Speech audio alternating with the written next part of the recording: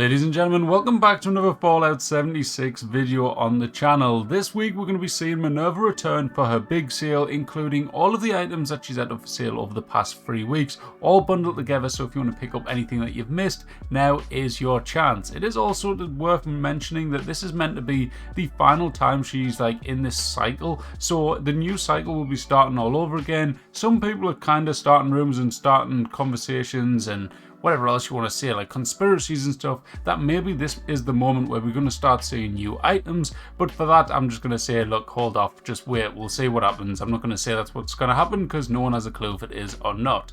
Anyways, let's dive straight in. If you enjoy, hit that like button and make sure to subscribe. We're on the way to 31,000 subscribers, so join the cause and let's do it. Attention citizens.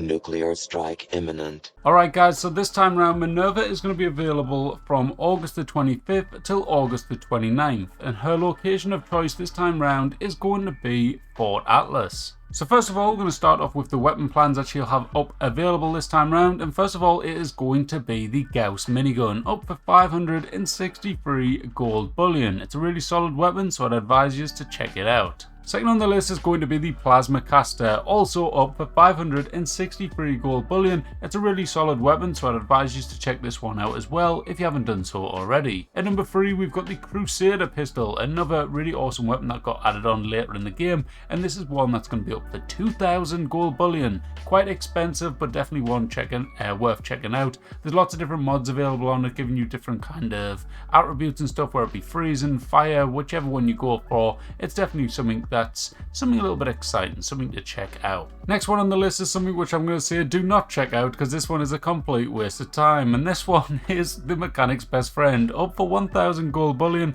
I would definitely not recommend picking this one up. You can get it from daily ops, so don't go wasting your gold bullion on it. Next on the list will be the Gutter, another one which you should not be wasting any of your hard-earned gold bullion on, and it is also attainable through daily ops. Now, final weapon on the list I believe is going to be the Whistle in the Dark. This one is also up for 1,000 gold bullion and is also a waste of gold. Do not buy this thing. You can also get it through daily ops. It's an old nuclear winter item and it's not really anything worth kind of looking out for, really, is it? I'm not going to lie. Then finally, actually there is another weapon one, and this one is a weapon skin. This is the Brotherhood of Steel minigun paint, available for 1,000 gold bullion. One that I would definitely recommend picking up, because even if you don't use a minigun, you can put it on display. It's got an alright looking skin on it, so why not? Now, in the weapon category, we do have some mods available. So here's the first bunch. We've got the Gauss Pistol Aligned Short Barrel for 113 gold bullion, the Gauss Pistol Drum Magazine for 75 gold bullion, and finally the Gauss Pistol Refined Receiver for 150 gold bullion. A couple more mods available are going to be for the Warglaive this time. We've got the Flaming Blade for 150 and the Shock Blade for 150. From what I hear, the Flaming Blade is better, so I'd definitely pick up that one if you're a fan of the Warglaive. But if you are using it a lot, maybe pick up the Shock Blade as well, give it a try, see which one you prefer. Moving on to armor now, we've got the full set of Thorn armor available. We've got the chest piece for 750 gold bullion, and all of the limbs will be 563 gold bullion each. Remember, that's each, so per arm, per leg. Following that, we have the Secret Service Under Armor, one of my favourite ones in the game, not only for its looks, but also it's a very good set to have if you put on the shield and Under Armor. That's my favourite, but you can use other ones if you prefer, and that's available for 188 gold bullion.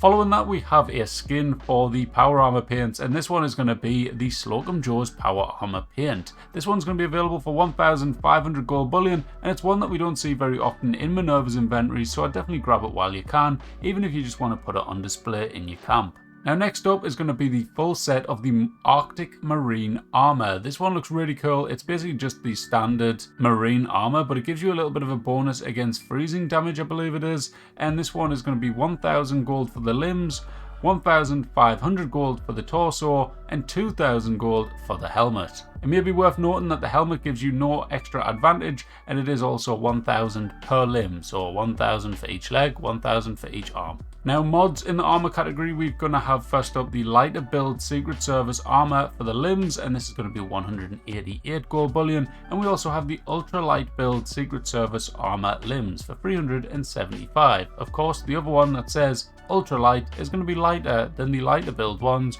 So if you want to reduce that weight of your armor down, you probably want to go for the ultra light over the light.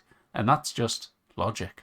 Moving on to the next set now, I don't know what was going on with me there, but here are some more plans. We've got the protective lining Secret Service under armor for 113 gold bullion, and we also have the shielded lining Secret Service under armor for 150. I would pick up that one if I was you. The final armor plans available for this week are going to be some mods for the T65. We've got the calibrated shocks for 563. They are going to give you extended carry weight. And then we've got the T65 jetpack, which is going to make you fly around because it's a jetpack. And then we have the T65 rusty knuckles. If you want to punch some enemies, I suppose, then yeah, get rusty knuckles. It'll give you some extra damage, although who's running around in power armor punching things? I don't know. But they're 188 if you want them. Now moving on to the camp items now, we've got a couple of different things up available. First of all, we have the meat bag stash box. This one's up for 750 gold bullion. So if you want a pile of crap at your camp, now's the time to buy it. Following that, we have an old nuclear winter item as well. This is the medium supply crate, up for 750 gold bullion.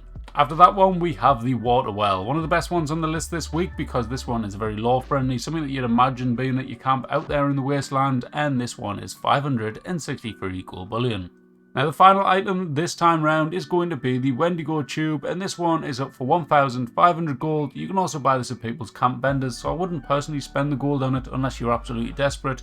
But anyways, that is all the items for this week, guys. So I hope you all enjoyed. Little reminder, she will be over at Fort Atlas unless she mysteriously just decides to go somewhere else. If she's not there, check Foundation and Crater. There are only 2 other places she can go to, but she should be at Fort Atlas unless she's lied to us. Anyways, that's that, guys. Hope you all enjoyed, and she will also be available from the 25th to the 29th. I'm messing everything up, but never mind. It's all good. Thank you all for watching. Hope you enjoyed. If you did, hit the like button. Make sure to subscribe, and I'll catch you all in the next one. Goodbye. Thank you for your cooperation.